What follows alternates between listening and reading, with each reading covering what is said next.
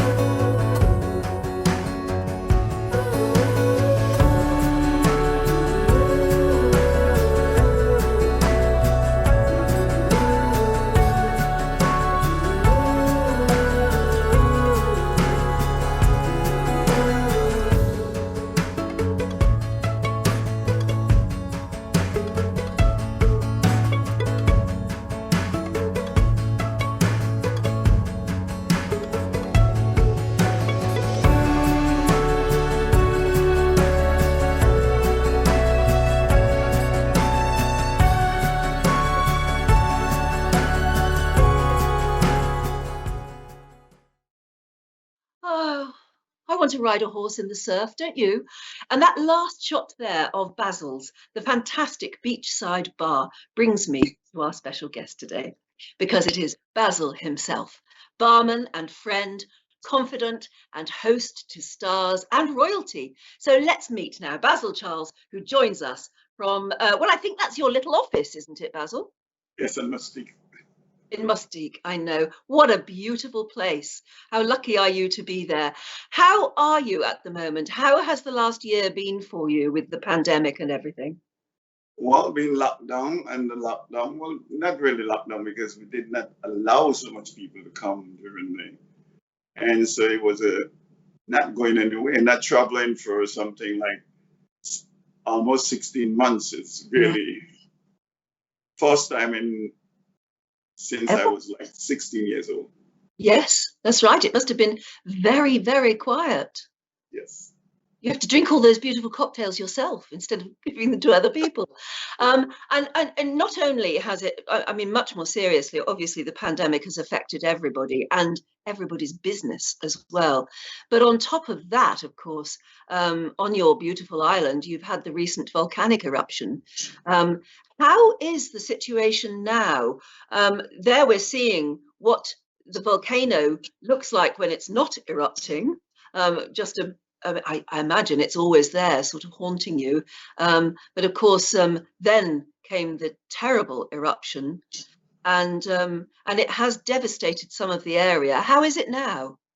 Well, it have quieted down. The last eruption was on the 22nd of April. Since then, it's still dangerous. So the people who live in the red zone, as we call it, near to the volcano, they are not allowed to go back until they are told by the scientists. But there was no death. About maybe almost 20,000 people are living what we call shelters. Some of the shelters, because they had to leave their homes. And the shelters, some of the schools are used as shelters and other things. And so those people have to be fed 3 meals a day and give water and everything. But apart from that, the whole island, the water is almost back to 80% on the island, except for what we say people in the red zone. Well, and it's always the poorest people who get affected worst, isn't it? Well, yes. I mean, the red zone, as we call near the volcano, the land is very fertile. So people, they are farmers and things like that. Yeah. And I guess the land is cheaper. They love to build and live there.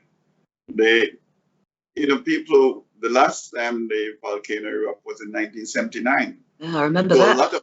So a lot of young people have not know anything about the volcano. So it's funny, isn't it? Because Caribbean islands look so like paradise, and yet they are very much at the mercy of Mother Nature, particularly when you've got a volcano on your island. Is it always a fear that people have that, one day that beautiful green mountain could erupt and wreck our lives? Is it always an ever-present fear?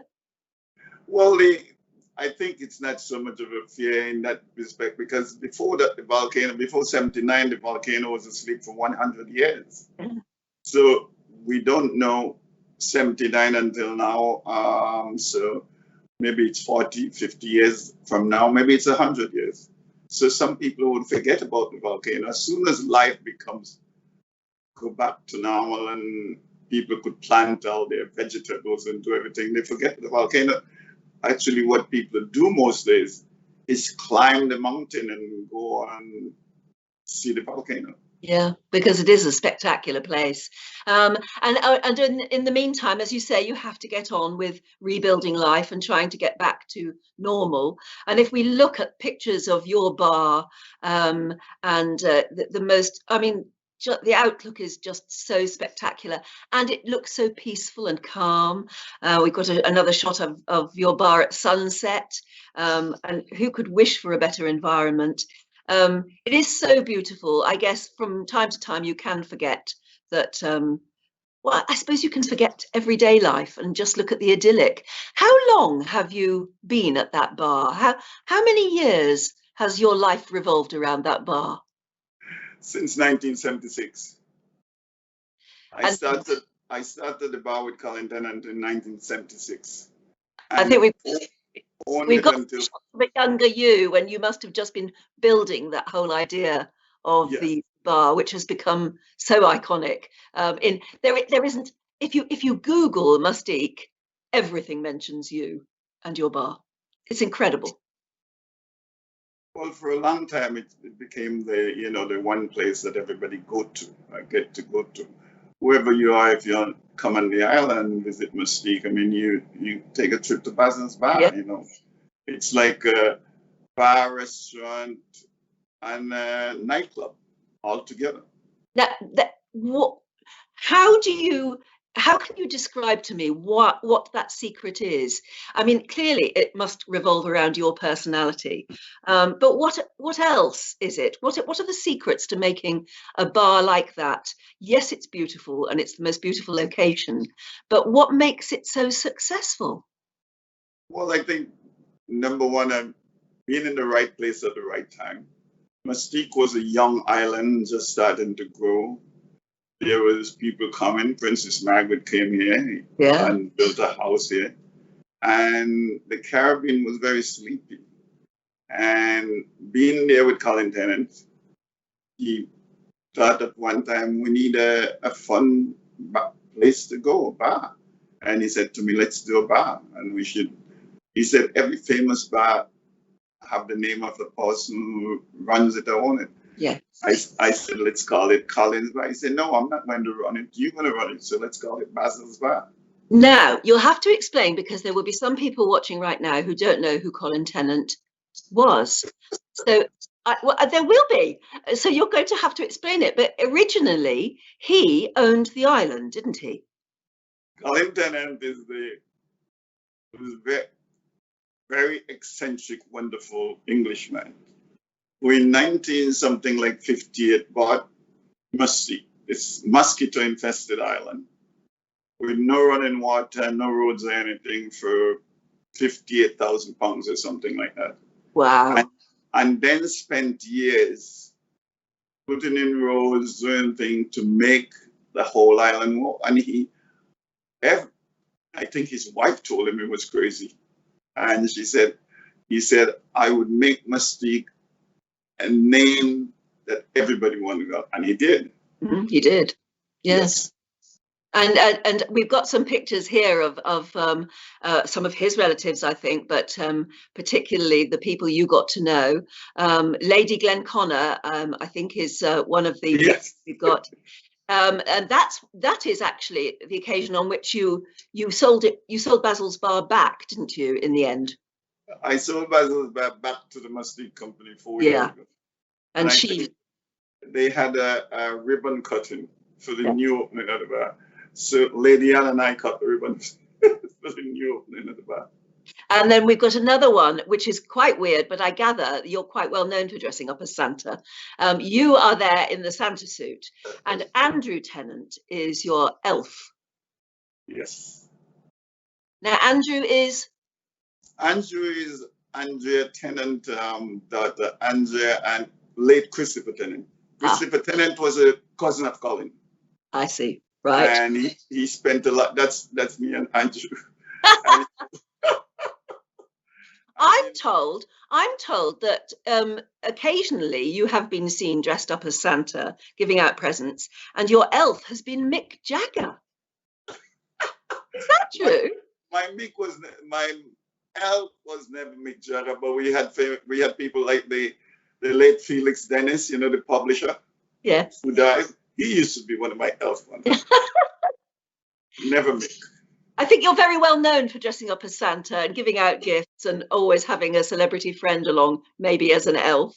And then, of course, we do come to, as you said, Princess Margaret came to the island as a guest of Colin Tennant, I guess. And she got to know you very well. Well, I guess she was staying at the hotel when I was a bartender before I started my bar. Yeah. And, you know, in those days, the hotel when I came in 71, I had 8 bedrooms. And I was the bartender, the fixer, the fix everything, do everything. Mm. I later ran the airport just before I started Basil's Bar. Yeah, you see that you're part of the very fabric of the island. What was she like, Princess Margaret? Well, I think she was a very nice person. I mean, you know, sometimes I hear the things people talk about Princess Margaret. I want to know, is that the same person I knew? And I don't know. What was she like to you? Well, she was, you know, there was Basil's Bar. When we started the bar, we started to have a night, 1 week barbecue. And she would come down for sunset and afternoons.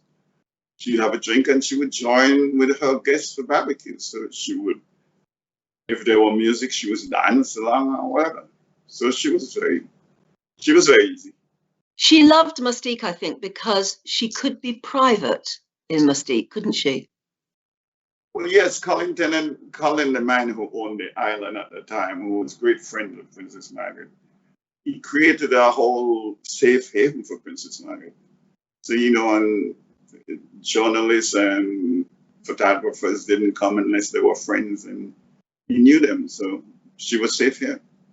And didn't he actually give her a part of the island? He actually gave her some land.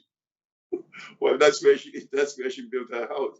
He gave her, when she got married, he gave her a plot of land as a wedding present. Ah. Yes, but she very much regarded it as her place, didn't she? It was the only really private home she ever owned. Yes. And I think Colin said to her when she was getting married, would you like me to go on Aspreys and get you something like a crystal I could wrap? Or shall I give you a plot of my land on the island I just bought in the Caribbean? And she said, I think I'll take a plot of your land. Yeah.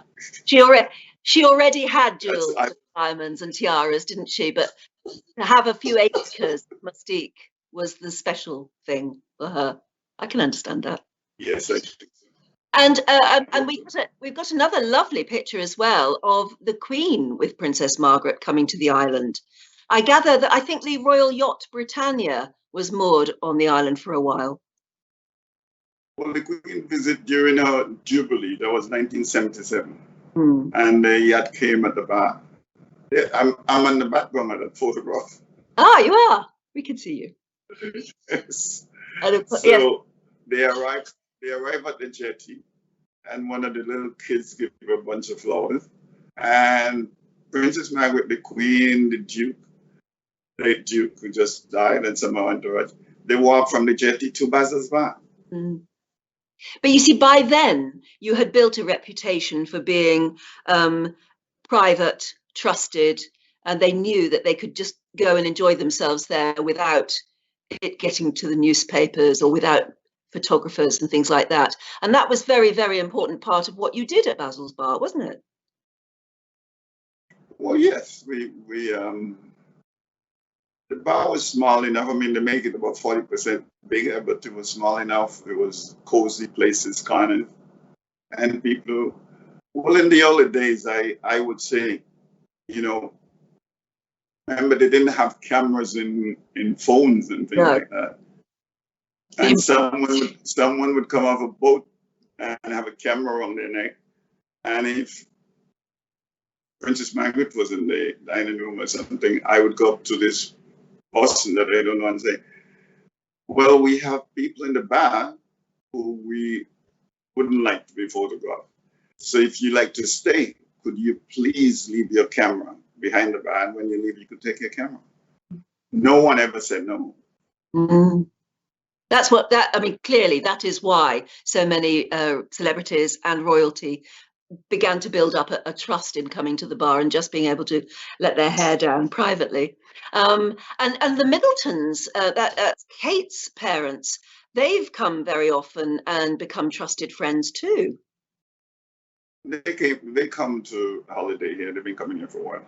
Yeah. And that is why you got to know them. And ultimately, you were invited to the royal wedding. You were invited to Kate and William's wedding. Did you expect that, or was that a surprise? That was a total and complete surprise. I had no expectation, and I knew nothing about it. It was not I was very happy to attend. Oh, absolutely. What was it like? It must have been really exciting. Well, it's quite spectacular. I've never been to anything like that before. I guess I'll never go to another something like that again. So you never know. It's amazing because they celebrated their 10th wedding anniversary just recently. I said, can't believe it's 10 years, can you? 10 years. When you meet all of these royal people or celebrities who pop in, are you ever starstruck, or do you just completely take it calmly? I guess no, I'm not starstruck. I think in the beginning, I have never met any, great celebrities like that. Where I grew up, where I come from, so I was not accustomed to anything like that. So it was all new to me, and there was never any fuss. I mean, I just took it all as the old people say, with a grain of salt. Yeah, absolutely. And why not? And that is probably your secret in a way, isn't it? Not to be too impressed or not to have your head turned, as they say. And I gather you're pretty good at tennis. I still play sometimes. Because you have been Pippa Middleton's doubles partner. Is that right? I have played with her, yes. I have been a doubles partner from time to time. Don't be too modest. Now, let's look again at the video of Mustique Life, because it is absolutely astonishing. And frankly, it looks very expensive, very exclusive, but it certainly whets your appetite to want to go there or to go and visit you, which I promise we will do. So let's have another look at what Mustique Life is like, at least for the rich and famous.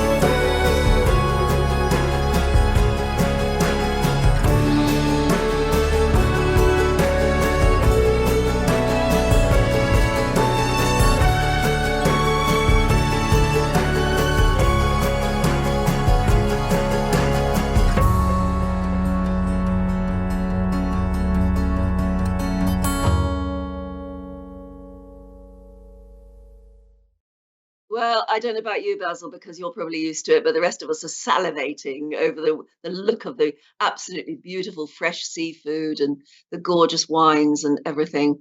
An amazing place it is.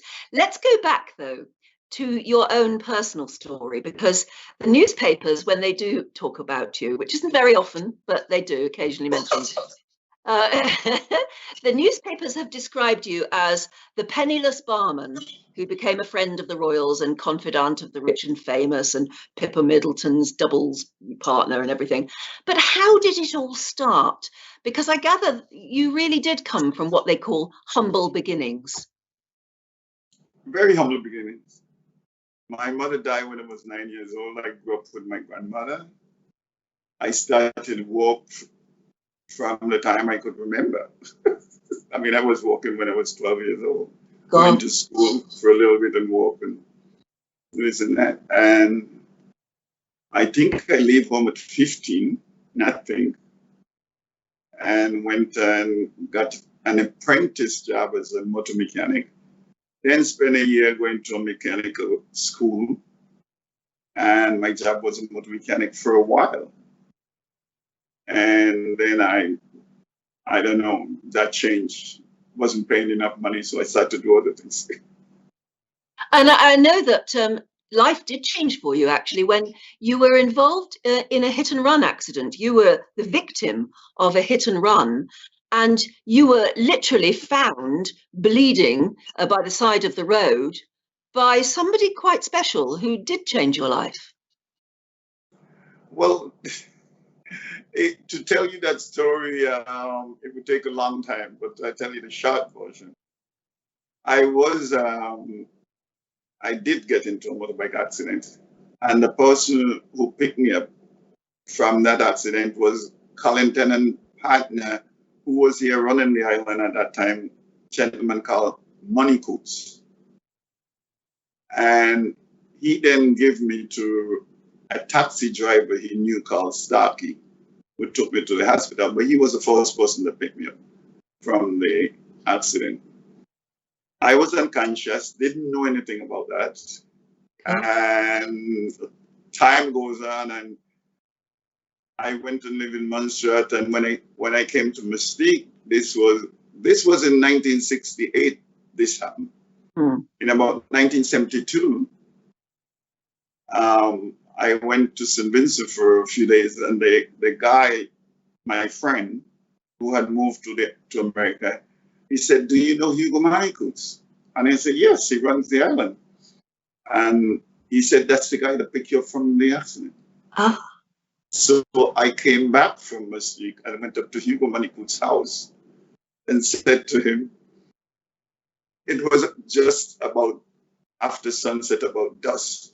And I tapped on his door and he said, Basil, he said, is everything okay? Why are you here this time of day? And I said, everything is fine. I come to thank you. And he said, for what? And I said, well, a few years ago, you picked up a guy at the side of the road and I never knew it was you or anything. So I come to thank you. And he looked at me and he said, somebody told you that story. The guy I picked up at the side of the road, he was dead. Oh, He did. So I told back to him, I said, Hugo, I'm very sorry to disappoint you. but the guy you pick up at the side of the road didn't die. It happened to me. And he said, come in. And we chatted and we became great friends before he did. He then told Colin Tennant the story. And in a newspaper clipping, I think, since then, I have heard that story 100 times, never the way it happened. No, I bet. But there was an accident. That's amazing, though. And actually, that meeting did work out well, because in the end, you went to work at the Cotton House Hotel, which was the famous place on the island at the time. And that's where you first started your job in hospitality. Absolutely. And you had a good time. I mean, you made a success of it, didn't you? I did. But before I came to Mustique, one the days when I was working two jobs. I used to work in an office in the day as a kind of salesman, and in the evening and weekends I ran a little nightclub called the Round Table to make extra money. Mm-hmm. So I knew about the business a bit. Yes. Yes. But nothing in the class of Mustique. This was the new type of thing that was happening. This was very local in St. Vincent. So how did you come by Basil's Bar? How did that happen to you? In 1976, when Colin Tennant he sold 60% of the island. And the only place was the Cotton House. And the great room in the Cotton House was very intimidating, and I think it still is today in many ways. It's not the most friendly room, but however, he said, this island is going to change. You want to have some place for somebody. He had this bar. It was called the Grackle Beach Bar. He said, why don't you run this bar and make it into a restaurant and like a nightclub, a party place? And I said, well, how do we do that? It's yours. And he said, well, I tell you what, we sat down literally at this crazy little bar. It's like a thatch roof thing on the beach. And he said, okay, so you would run the bar and you get a salary plus 25% of the profit. So I thought that was very generous. Mm. But walk out later, the only reason it was so generous, I never thought the bar would ever make a cent. Nobody thought the bar would make any money. So they were very generous with the offer, but I made money from day one. Yes. It became a magnet for people, didn't it? And again, like I said earlier, I think that must have so much to do with your own personality, but also your skill at running a business, being able to make a great cocktail and things like that. And so many celebrities since have come to your bar because, as we said earlier, because they know and trust you, and because of your no camera policy, of course, at the bar as well. It looks wonderful when it's lit up at night like that, doesn't it? Absolutely gorgeous. Which brings me, in a way, it brings me to your charity work, because you have a philosophy that I guess it's no good being part of the island without wanting to give back. And tell me about your Basil Charles Foundation. What does it aim to do? What do you do? Well, when I grew up in a village in St. Vincent, I mean, I never finished school. I left school to go to work, more or less. And one that if you succeed, it would be great to give something back. Mm. So I started a foundation called the Basil Charles Educational Foundation. And the main objective is to help kids from poor families to finish high school. So kids a lot like you. Yes. And so we ask people to write an application for the Basil Charles Foundation scholarship. And although school is free in St. Vincent, the people who come from the countryside, there's no free transportation and there's no free meals in the school, very little. So we give them money to help with the books and to help with transportation. And even some of the kids who come from very far, we even let them have a lunch at the school. Not all our kids will have lunch because some could, but the ones that come from, far in the country, the schools does not have a real restaurant, but they have somebody who run what is called a tuck shop. Yeah. So we pay the person who is running the lunch to give so much of our kids who we sponsor lunch, and we pay them directly. How many youngsters have you been able to help since your foundation was set up? We started about 26 years ago, and we have helped more than 1,000 kids. Wow, that's brilliant. In various ways. Yes, in various ways. Yeah. Every year we give a scholarship. So for instance, last year we gave a scholarship. We gave 5 scholarships and 3 bursaries. And some time ago, the preschools in St. Vincent was not run by the government. So someone who worked with early education came to me, and they asked me to go around with them to look at some of the preschools. And the preschools, the preschools, some of them condition was not the greatest. So I then raised money to buy cots. Some of them I give free, some of them I redo where the people sleep and everything like that. So we adopted something like 17 preschools and we even at that time, we even had we look at what some of the parents would send their kids to preschool with, and we said they can't go that. So we even had a feeding program where they have healthy things while they're at preschool, for example. It's odd, isn't it? You live on an island where there are some very poor people who can't afford to, like you just said, who need your foundation to be able to educate their children. But it's also an island where there are very, very rich people too. Do those rich people help? Do they contribute? Yes. I can't say they're not. They're very generous. Good. I mean, they like to help. For instance, for the volcano, the Mustique company started a volcano relief, and we have people on the ground in St. Vincent with trucks who do their own thing. And in about 2 weeks, they have raised. I don't know if I should tell you how much they've raised. Oh, go on. I won't say anything to anyone. Go on. Well, they have. I think through the Mustique homeowners and things, they have raised more than $3 million US. Oh, good.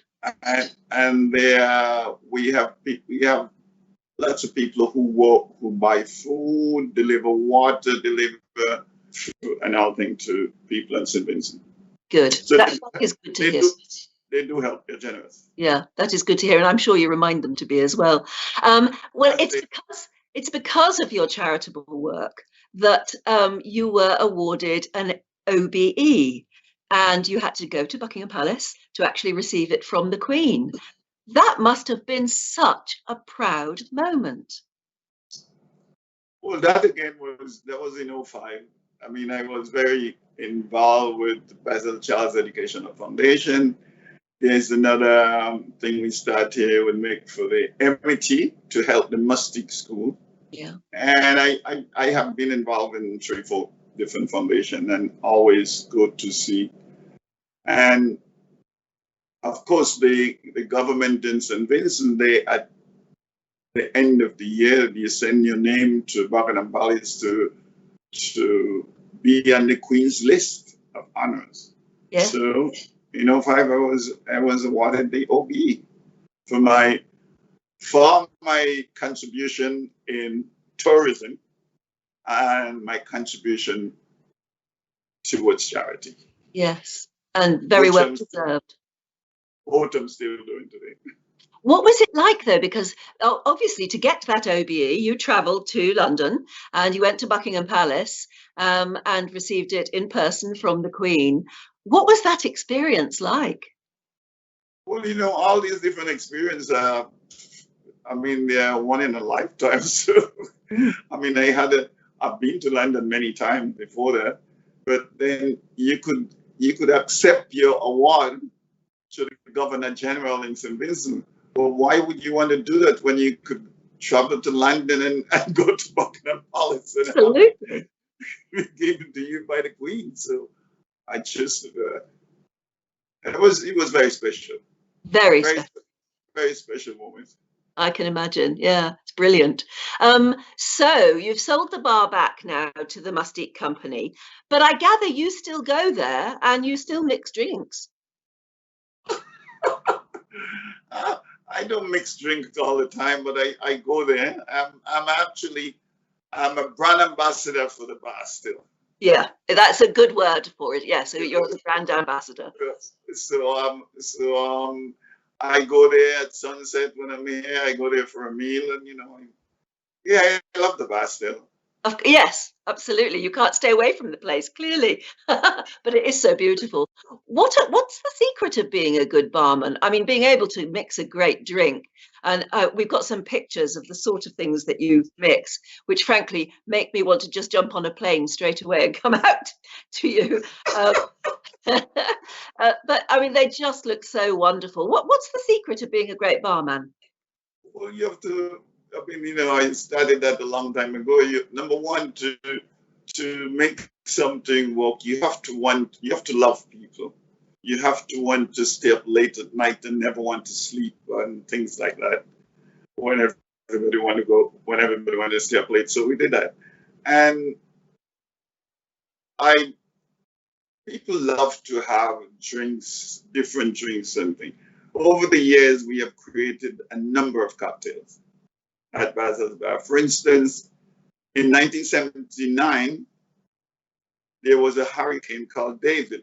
Oh, I think we've got a picture of this. Yes, the Hurricane David cocktail. Okay, right. To me, it looks like the ultimate Caribbean cocktail.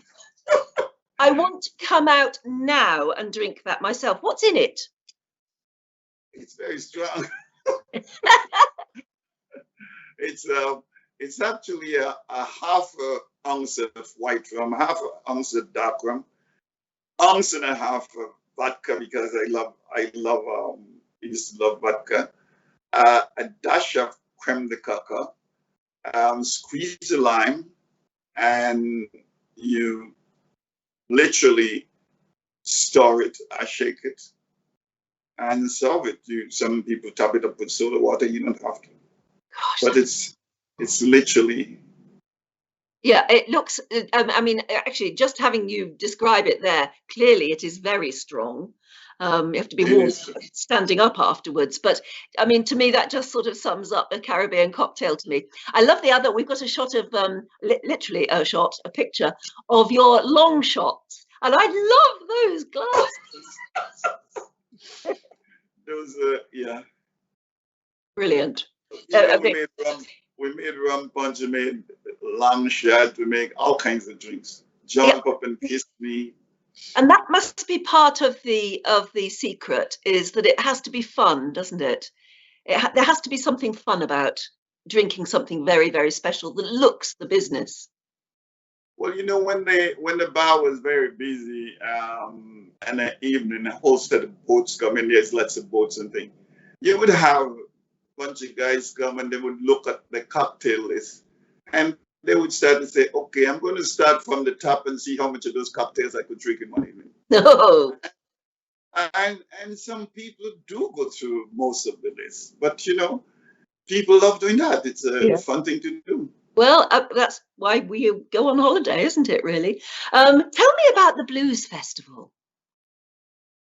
The Blues Festival was started by me and Donna Gillespie. Donna Gillespie was an English blues musician, very well known. She was the best blues artist in England. She did all kinds of things. I mean, if you look her up, I think she just wrote a book. Anyhow, great friend of mine, still a great friend. We had met in like 1972 when I was here as a bartender. And then we seen each other for a while, and then I didn't see her again for years. And I happened to be in London, and one evening, and I went for dinner, and going home from dinner, somebody said, "You used to be good friends of Donna Gillespie." I said, "Yeah." And they said, "Well, you know, my Donna does theater, and my boyfriend does theater with Donna." I said, "Do you have her number?" They said, "Yes." I called Donna up next day. I was in London. And I said, "Donna, here's a blast from the past." Yes. And she called me back. And we met and had lunch. And I said, "Why didn't you ever come back to the island?" She said, "I don't know." And I said, "Well, maybe you should come back." So I invited her back. I think she came with her mother and her boyfriend, late boyfriend who is dead now, called you.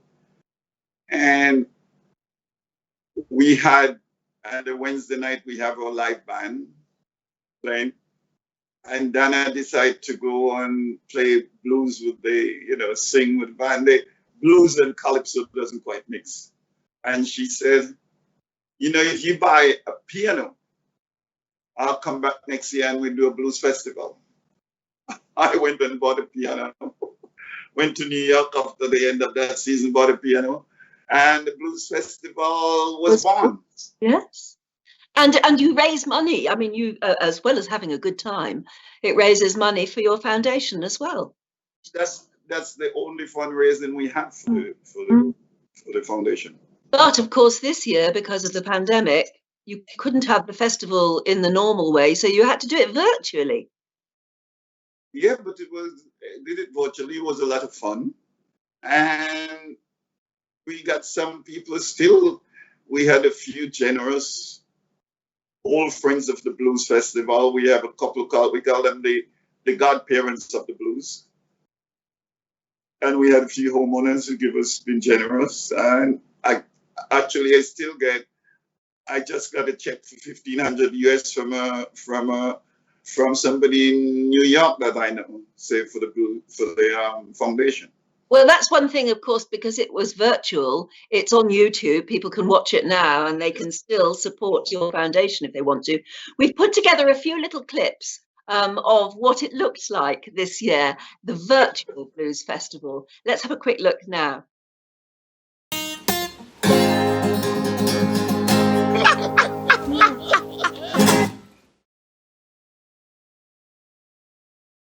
Hello, everyone. Welcome to Mustique Blues Festival 2021. As we know, because of the pandemic, there's not a live show, but here we are instead. We're going to introduce some wonderful musicians from everywhere who have very kindly agreed to take part in our virtual Blues Festival. So, here we go. From the rivers to the mountains, coast to shining coast, silver line of mercury, winding like a ghost. You can hear me in the grasslands, feel me in the trees. Taking the bumps and the bruises of all the things of a two-time loser. See, I'm trying to hold on, my faith is gone, it's just another sad song. Tonight's just a celebration, 'cause we've only just begun. Didn't know you would. We'll be jamming until the night. I bet nobody ever told you that you would. We'll be jamming until the night.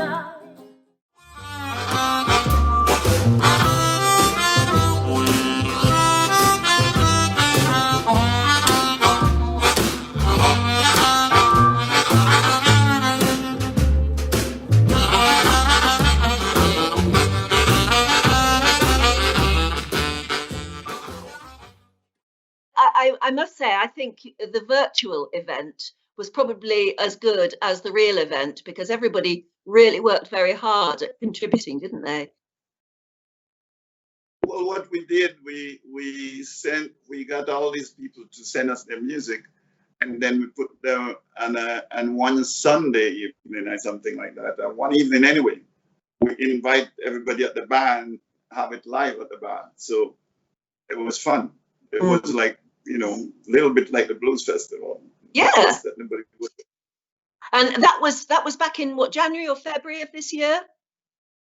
That was in February. So next year should be live. March.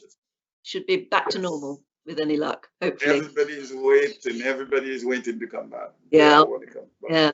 But like I said, you can see the virtual one on YouTube and still, support the foundation if people want to. We've got lots of questions coming in, Basil, from people.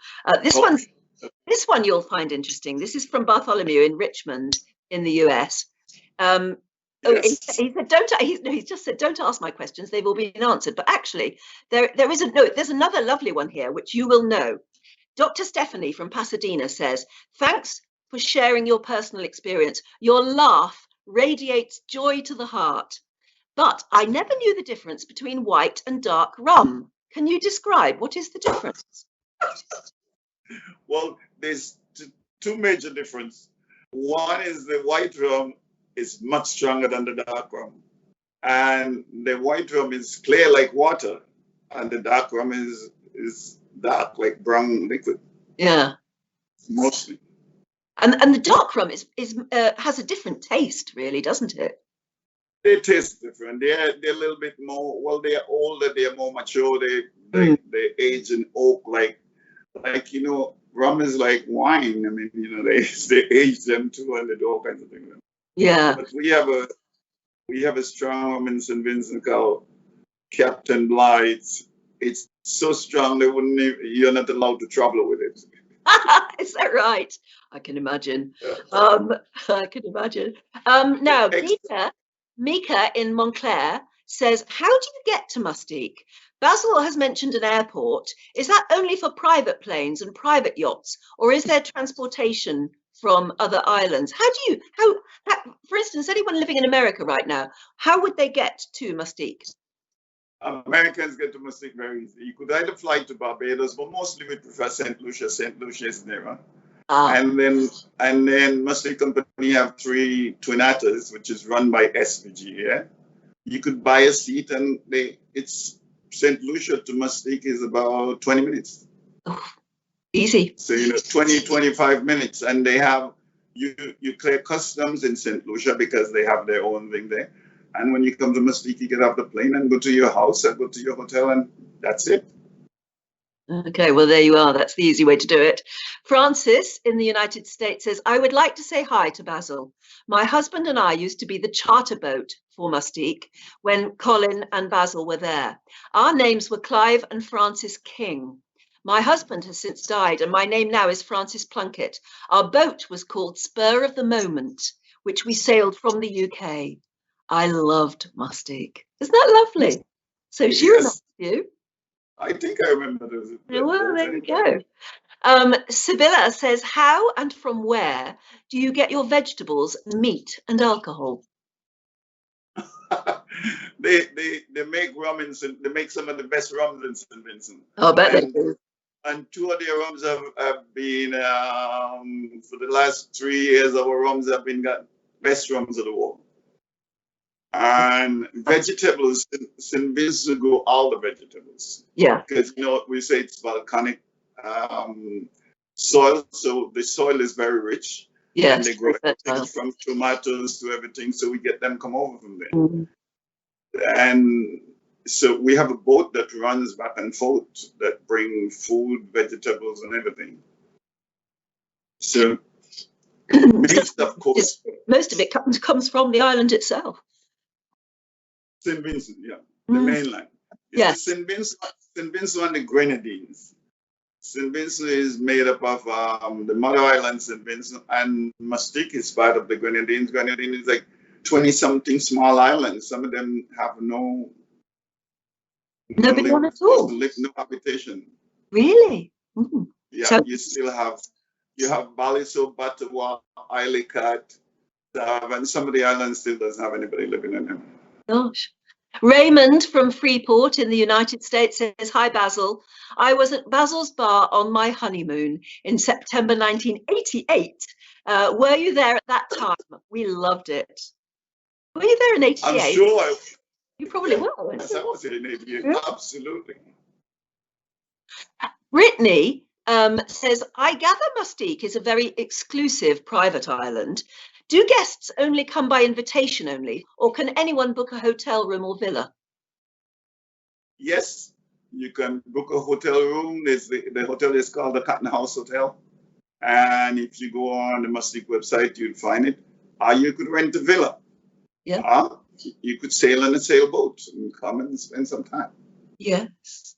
Clara in Tumwater says, "I understand Mustique is a private island, but who is it owned by now? And how many people live there full time?" There's about 110 houses. Is that all? And apart from the hotel, and then there's a company that runs the island. And most of the house owners are shareholders of the company. So the company, Mustique, is owned by the shareholders of the Mustique. I see. Yeah. Of which I'm a shareholder. You are?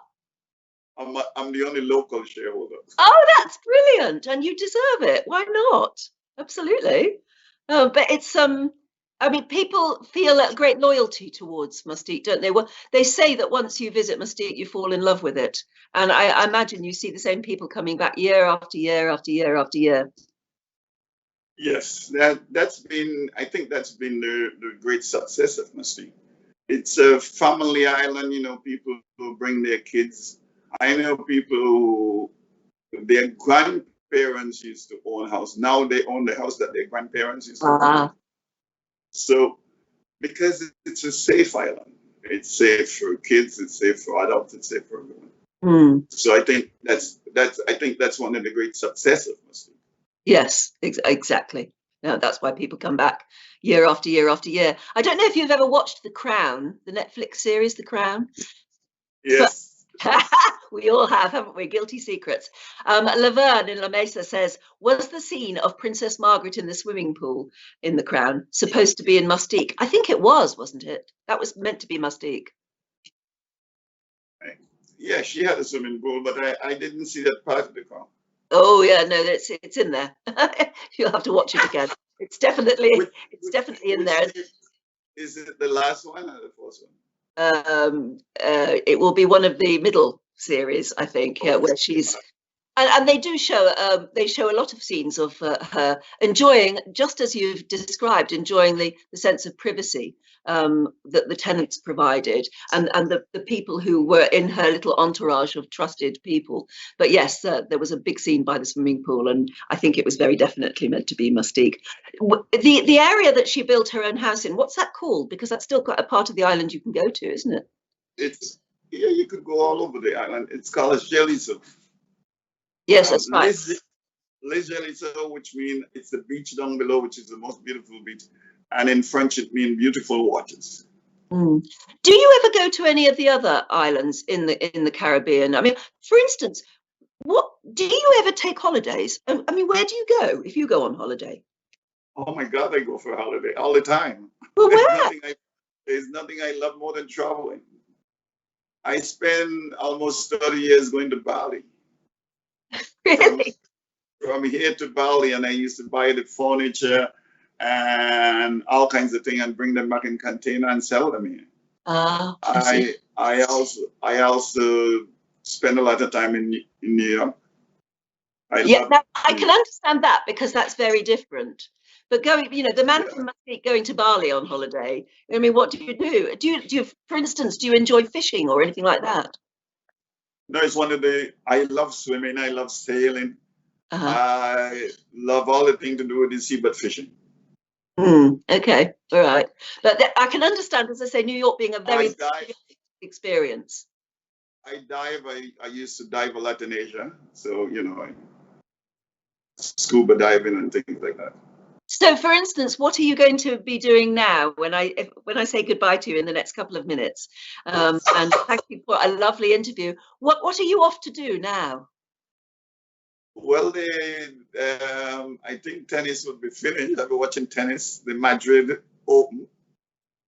And I would, since I go for a swim. I swim all in the morning and sometimes I swim at sunset. But I watch the sunset at the bar and have a drink at, oh no, it's not yet. It's not until 6 o'clock. So I still have 3 hours to go. Well, go for a swim first and then you'll deserve your drink. And go on, make us very, very jealous. What is the weather like there at the moment? Is it beautiful? Middle 80s degrees. From inside there, I could see the sun glistening and the sea. The water is right across the road from where I am. Yes, because you've been speaking to us from indoors. It's difficult although I do love the painting behind you. That was done by a Swedish artist. His name is Nicola. Nicholas did that for me as a surprise. It's really good. Oh, no, no, that's not a painting. That's a painting. We can see behind you. He took the picture from Patrick Litchfield, took that photograph, and it was in an article. And Nicholas, the Swedish artist, took it and made a painting of it and bring it to me one Christmas as a Christmas present. And of course, Patrick Litchfield used to come to the island as well, didn't he? And for those who don't know, Patrick Litchfield, a very, very celebrated photographer in the UK and cousin of the Queen. So he took a lot of very famous photographs of the royal family, but obviously took that lovely one of you as well. Basil, it's been wonderful to meet you virtually, but rather like your blues festival, I hope that next time we meet, it won't be virtual, it would be in real life. It would be wonderful to come and see you.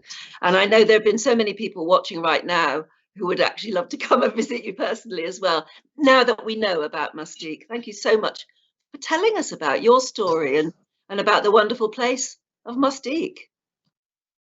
When you come, I'll make an exception and make you a drink myself. Yes, I would love one of those Hurricane Davids. That looked wonderful. I'll do that anytime. Tell me when you're going to come. Well, we will work it out, but you're definitely on my list now. You're definitely very, very near the top of my list. Thank you so much for joining us, Basil. It's been brilliant. Have a wonderful rest of the day. Go and off and have a swim and then a lovely cocktail. You deserve it. Thank you very much. Thank you. Goodbye. Bye-bye. Woo! Oh, well, next week's guest is a man who is going to transport us virtually again to another fabulous island in the sun, but this time in the Mediterranean, not in the Caribbean Sea. He'll be telling us all about the island of Malta. Now, he is the founder of the amazing chain of Corinthia hotels, some of the most fabulous in the world, but it all started on the tiny island of Malta. He's Alfred Pisani, there he is. And he's going to be telling us all about it. And we will also be telling you about the new cruises announced by Viking that will be sailing from Malta around the Adriatic and from Malta around the Greek islands. For the moment, though, do enjoy our Caribbean week here on Viking TV. And if you haven't already seen, we had on Monday a taste of Puerto Rican rum. On Tuesday, we learned all about the Caribbean history of piracy. And yesterday, it was all about Viking's fab West Indies Explorer cruise. And tomorrow, it's a special tour of historic San Juan. And you'll be able to see any of those interviews and videos at any time you want as well if you go to the Viking TV website. Until we meet in Malta, have a great week. From me and Diamond, goodbye.